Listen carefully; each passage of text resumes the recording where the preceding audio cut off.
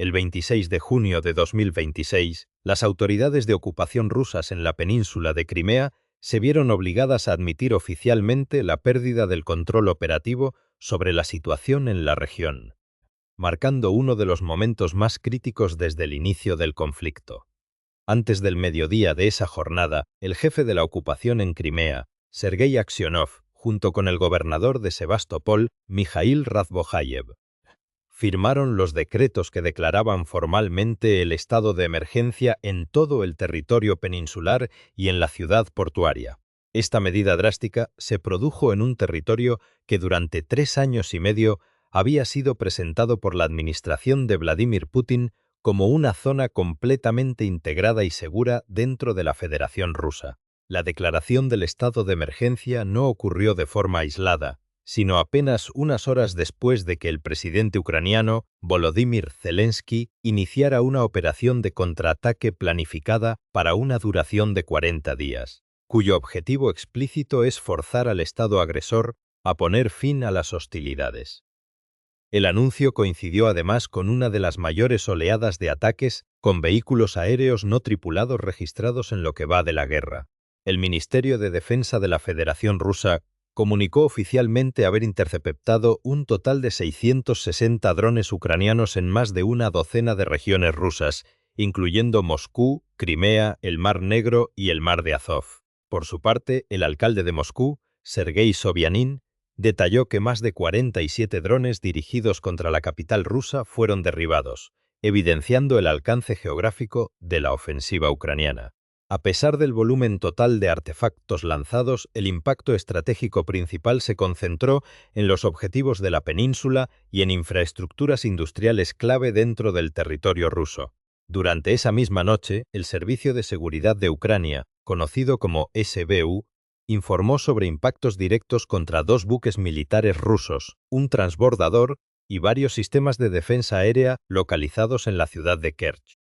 De forma paralela, canales independientes de la plataforma Telegram en la región de Tula reportaron una fuerte explosión en la planta química de Azot, donde los residentes locales denunciaron de inmediato un persistente olor a amoníaco en el ambiente. Un hecho que fue respaldado por el gobernador de dicha provincia, al confirmar los ataques contra instalaciones industriales de la zona. En un punto geográfico ubicado aún más al este de Moscú, la 4ª refinería de petróleo más grande de Rusia quedó completamente inoperativa debido a los daños sufridos en esta misma oleada de ataques. Los decretos gubernamentales de emergencia entraron en vigor exactamente a las 13 horas del 26 de junio, y los documentos firmados por Aksionov y Razbojayev fundamentaron legalmente la decisión bajo justificaciones estrictamente económicas. En la terminología administrativa rusa, la situación fue calificada formalmente como un caso de fuerza mayor, estableciendo que las medidas extraordinarias permanecerán vigentes por tiempo indefinido hasta que la situación general experimente una mejora sustancial. De acuerdo con las declaraciones oficiales ofrecidas por Razbojayev, la vigencia del estado de emergencia otorga a las empresas locales la capacidad legal de invocar la cláusula de fuerza mayor frente a sus obligaciones comerciales, y al mismo tiempo abre el mecanismo administrativo para que los ciudadanos afectados puedan solicitar compensaciones económicas por los daños sufridos en sus equipos domésticos a causa de los masivos y continuos cortes en el suministro eléctrico. Un aspecto legal de gran relevancia dentro del régimen de emergencia es la facultad jurídica que reciben las autoridades gubernamentales para imponer restricciones a la libertad de movimiento de la población. No obstante, en un intento por matizar la gravedad de la situación, Aksionov aseguró públicamente que por el momento no se contemplaba la implementación inmediata de restricciones de tráfico ni de toques de queda nocturnos, lo que implica que el marco legal restrictivo existe, pero su uso directo se mantiene en reserva. Esa misma mañana, el transporte público de pasajeros a través de la bahía de Sebastopol fue suspendido por completo, una decisión sobre la cual los funcionarios de la administración decidieron no proporcionar motivos oficiales, sumando así un nuevo elemento al colapso generalizado de la red de transporte en la península de Crimea. La trascendencia de estas medidas radica en el reconocimiento formal por parte de la administración local de su total incapacidad para gestionar la crisis actual mediante la utilización de los recursos y procedimientos ordinarios del Estado. Solo un día antes de la firma de los decretos, el propio Aksionov había admitido de forma abierta ante la opinión pública que la península atravesaba por un periodo extremadamente difícil, señalando además que el desabastecimiento de combustible representaba el problema más complejo y urgente de resolver para las autoridades. En esa misma intervención, el jefe de la ocupación reconoció públicamente que ningún sistema de defensa aérea puede considerarse perfecto, una declaración que supuso la admisión tácita de que el ejército ruso ya no cuenta con la capacidad técnica necesaria para garantizar la protección total del territorio peninsular frente a las incursiones ucranianas. El contexto real en el que se produce esta admisión oficial revela la profundidad del deterioro en los servicios básicos del territorio de Crimea, donde la ciudad de Sebastopol permaneció sumida en una oscuridad casi total durante varios días consecutivos. El comandante de unidades de drones, Robert Braudy, especificó que el transformador eléctrico principal que abastece a la ciudad recibió un total de 7 impactos directos, lo que anuló la capacidad de distribución de energía en la zona. Ante la escasez crítica de carburantes, las reservas de combustible existentes quedaron estrictamente bloqueadas a partir del domingo anterior, reservándose su uso de manera exclusiva para el funcionamiento de las instituciones estatales y los servicios de emergencia de la península. Los ciudadanos locales que ofrecieron testimonios directos a la cadena internacional de noticias CNN describieron la imposibilidad absoluta de adquirir gasolina en las estaciones de servicio habituales y manifestaron que las sirenas de alerta aérea sonaban repetidamente varias veces al día. Asimismo, desde la ciudad de Simferópol comenzaron a difundirse imágenes que mostraban estanterías de comercios completamente vacías y calles de aspecto apocalíptico debido a la falta total de actividad comercial y tránsito vehicular, lo que provocó que la población civil llegara a una conclusión clara sobre la gravedad de la crisis mucho antes de que el propio gobernador emitiera los comunicados oficiales pertinentes. Las fotografías satelitales capturadas y analizadas por la organización Planet Labs evidenciaron una hilera ininterrumpida de vehículos civiles que superaba los 10 kilómetros de longitud en la carretera de acceso directo al puente de Crimea. La congestión vehicular comenzaba precisamente en el punto de control militar establecido por las fuerzas rusas y se extendía mucho más allá de la aldea de Ivanovka. Los analistas imágenes satelitales contabilizaron aproximadamente 1.500 vehículos civiles intentando abandonar el territorio peninsular entre los días 24 y 25 de junio. Por su parte, el canal de información independiente Astra estimó que la longitud de la fila de automóviles alcanzaba un mínimo de 15 kilómetros durante la tarde del 25 de junio, tras el cierre temporal del puente de Crimea por un espacio de 6 horas consecutivas debido a los efectos del ataque nocturno. El número de vehículos inmovilizados se incrementó notablemente hasta alcanzar aproximadamente los 2.800 automóviles durante la mañana del 26 de junio. Provocando que el tiempo estimado de espera para cruzar la infraestructura alcanzara las 5 horas. Para comprender el impacto social de la situación, resulta fundamental recalcar que esta aglomeración en las vías de escape no correspondía a un convoy de tropas militares atrapado en el trayecto, sino a una salida masiva de la población civil que buscaba refugiarse en el territorio continental. Si desea mantenerse informado con reportajes detallados como este, lo invitamos a suscribirse a nuestro canal de noticias en video de forma inmediata. El éxodo masivo de la población civil a través del puente de Crimea dejó al descubierto detalles humanos y logísticos de gran trascendencia para el análisis del conflicto. La gran mayoría de los vehículos particulares que formaban las extensas filas en las carreteras de salida transportaban contenedores y bidones con combustible en los maleteros, sobre los asientos de los pasajeros e incluso fijados firmemente en los techos de las estructuras automotrices. Este fenómeno respondía a una necesidad urgente. dado que los conductores se dirigían hacia la Rusia continental con el objetivo principal de abastecerse de carburante ante el desabastecimiento total que vacías las estaciones de servicio de toda la península de Crimea. Frente a esta escasez crítica, la Administración de Ocupación se vio obligada a duplicar el límite legal de líquido permitido para el transporte individual, elevando el margen de 100 a 200 litros por vehículo civil. De manera paradójica, los camiones cisterna cargados con combustible que habían sido enviados específicamente desde el territorio continental para intentar mitigar la crisis energética interna quedaron completamente inmovilizados dentro de la misma congestión de tráfico, bloqueando el suministro de socorro. Asimismo, la situación se agravó debido a que uno de los principales centros de distribución de carburante ubicados en el continente, hacia el cual se dirigían inicialmente muchos de los conductores en busca de reservas,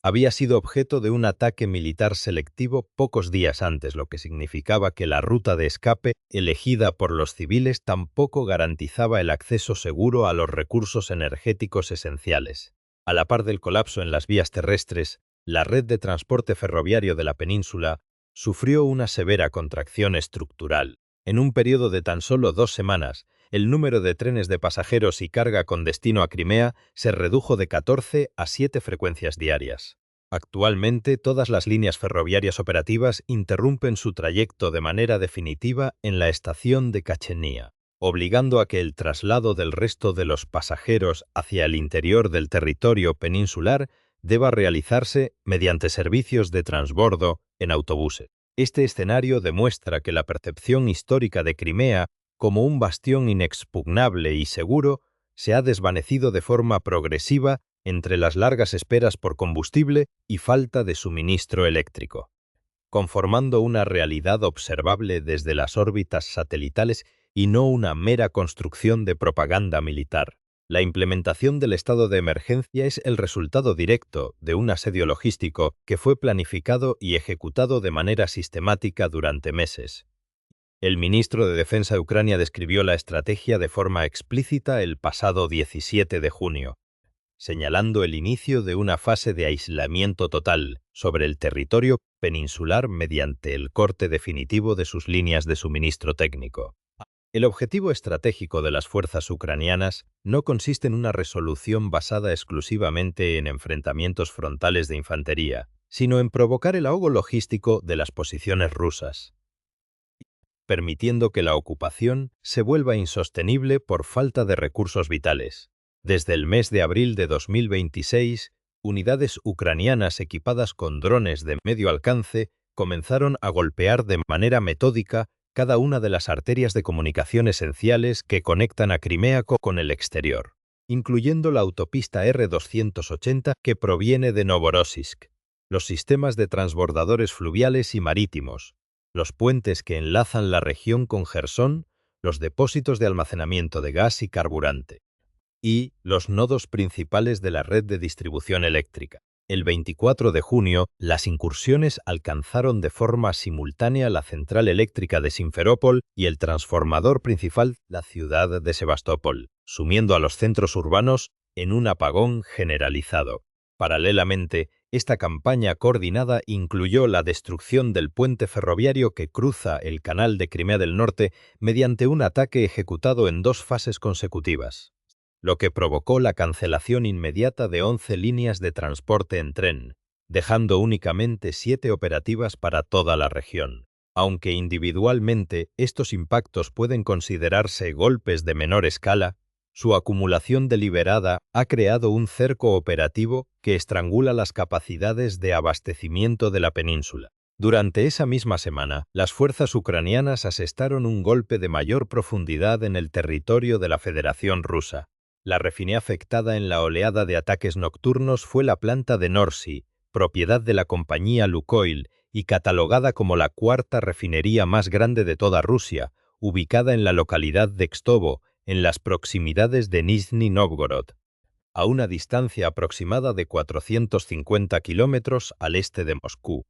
El ataque con drones perpetrado el 24 de junio se dirigió con precisión contra la unidad de destilación principal, conocida técnicamente como CDU-5,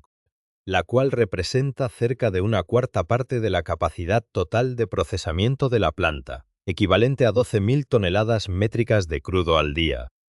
El gobernador de la región de Nizhny Novgorod, Gleb Nikitin, confirmó oficialmente que la caída de los fragmentos de los aparatos derribados ocasionó la muerte de 2 personas en las instalaciones. Como consecuencia inmediata del impacto en el sector financiero y energético, la Bolsa de Productos de San Petersburgo, conocida formalmente como Spimex, tomó la determinación de suspender temporalmente las operaciones de venta de combustibles. La refinería de Norsy procesaba anualmente entre 15 y 17 millones de toneladas de petróleo crudo, consolidándose como el segundo mayor productor de gasolina dentro del territorio ruso. No obstante, la importancia de este evento trasciende a esta instalación en particular, debido a que Norsy se convirtió en la quinta refinería rusa de gran envergadura que interrumpe sus operaciones de producción únicamente durante el transcurso del mes de junio. Previamente, la refinería de Moscú cesó sus actividades el 16 de junio por labores de reparación que, según fuentes técnicas, podrían prolongarse hasta el año 2027. La planta de Taneco detuvo sus procesos el 12 de junio. La refinería de Kuibyshev lo hizo el 10 de junio, y las instalaciones de Volgogrado quedaron fuera de servicio el 1 de junio. El resultado directo de estos ataques sistemáticos contra la infraestructura de refinamiento es el racionamiento estricto de combustible que afecta actualmente a más de 27 regiones de la Federación Rusa. En ciudades como Irkutsk se han registrado filas de espera de hasta 8 horas en las estaciones de servicio, mientras que la escasez de gasolina ha comenzado a manifestarse de forma abierta, incluso en las regiones de Siberia y el Altai, ubicadas a más de 3.000 kilómetros de distancia de las fronteras de Ucrania. Este panorama pone de manifiesto la asimetría económica de la campaña militar actual, donde un vehículo aéreo no tripulado de gran autonomía, utilizado para inutilizar infraestructuras, tiene un costo de fabricación inferior a los $50.000, en comparación con los $2 millones que representa el despliegue de un misil de crucero de fabricación occidental como el Storm Shadow. Al optar por el desarrollo masivo de tecnologías de producción nacional, de bajo costo y alta escalabilidad, Ucrania ha logrado estructurar una estrategia sostenida, capaz de socavar la logística integral de toda la península de Crimea. Si este análisis detallado del desarrollo del conflicto le resulta de utilidad para comprender la situación geopolítica actual, recuerde que puede suscribirse a nuestro canal informático. La operación militar nocturna más compleja y audaz en el ámbito marítimo fue ejecutada por el Servicio de Seguridad de Ucrania a través de su unidad especializada de operaciones tácticas denominada Alfa. De acuerdo con los informes oficiales emitidos por la dirección del SBU, el ataque con drones navales e incursiones aéreas se concentró directamente en el astillero de Zalif, situado en la ciudad costera de Kerch.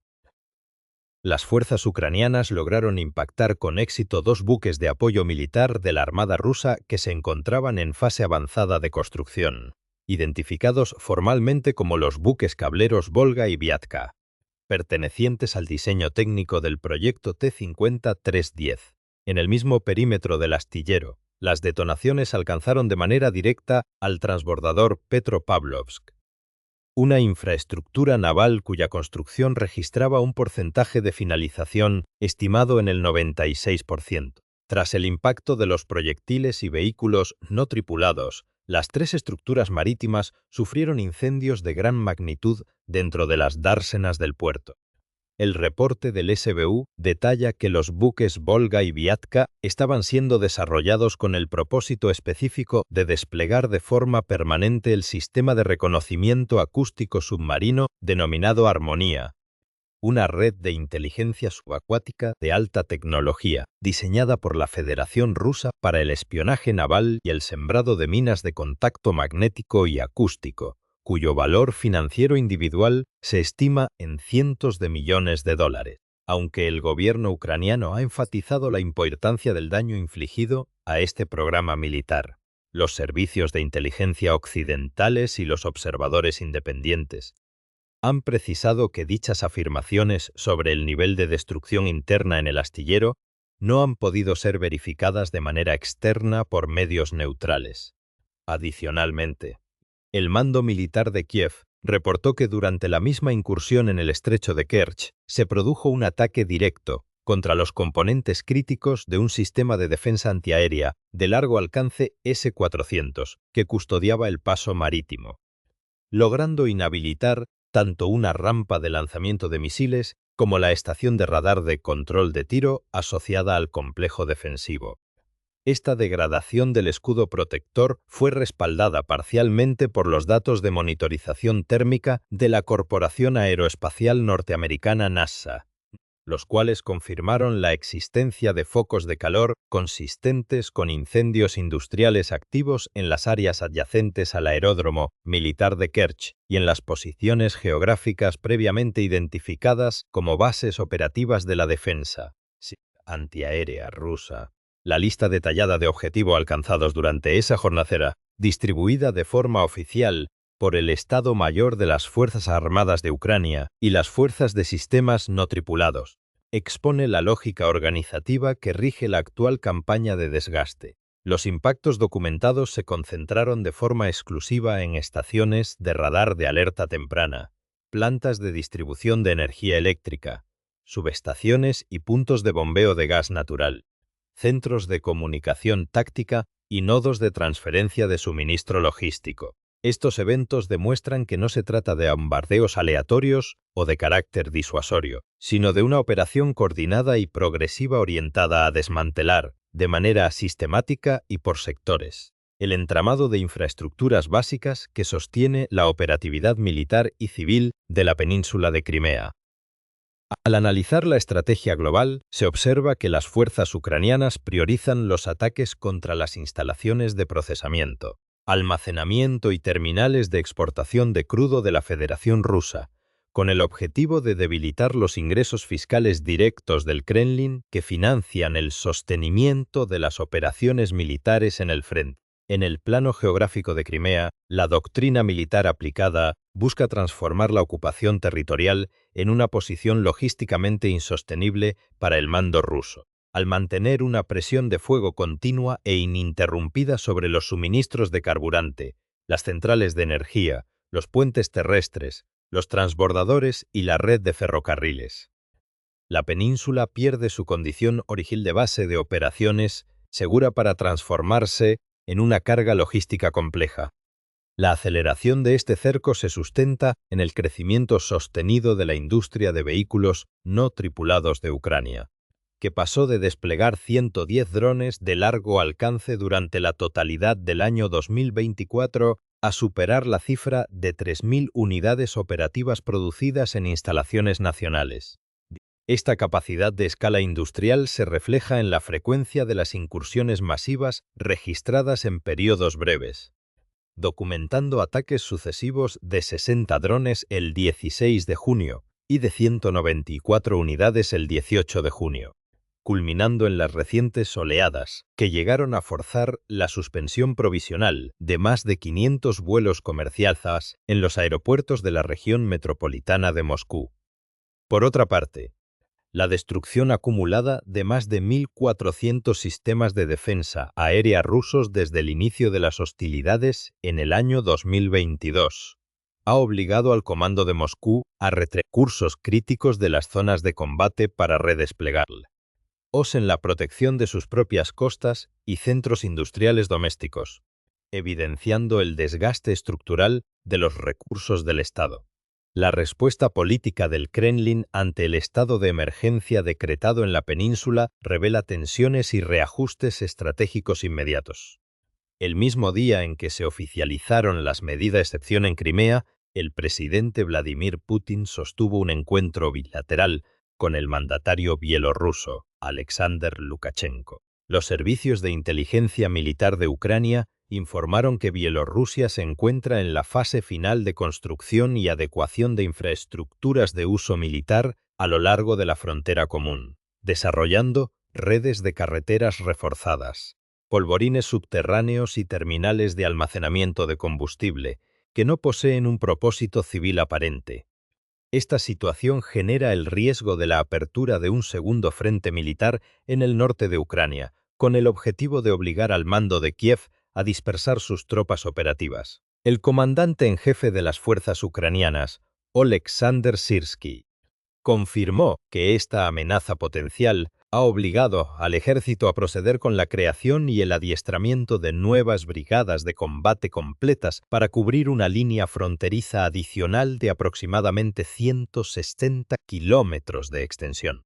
Una maniobra que requeriría el despliegue de un contingente estimado en 70.000 soldados en caso de una ofensiva real desde territorio bielorruso. En el ámbito internacional, la percepción geopolítica del conflicto ha mostrado variaciones. Mientras los portavoces de la administración de Crimea aseguran que el estado de emergencia constituye una medida estrictamente económica de previsión. La implementación del marco legal restrictivo coincide con un endurecimiento de la postura de los aliados occidentales de Ucrania. La Unión Europea consolidó un nuevo programa de asistencia financiera y préstamos por un valor de 90.000 millones de euros, destinando de forma inédita fondos de presupuesto comunitario para la adquisición directa de material de defensa y armamento pesado. No obstante, los análisis del Instituto para el Estudio de la Guerra advierten que a pesar de los severos daños sufridos en la red logística de Crimea, el puente sobre el estrecho de Kerch permanece en pie y con tráfico controlado activo, y que las fuerzas rusas han demostrado capacidad de adaptación mediante el uso de rutas costeras alternativas y transportes encubiertos.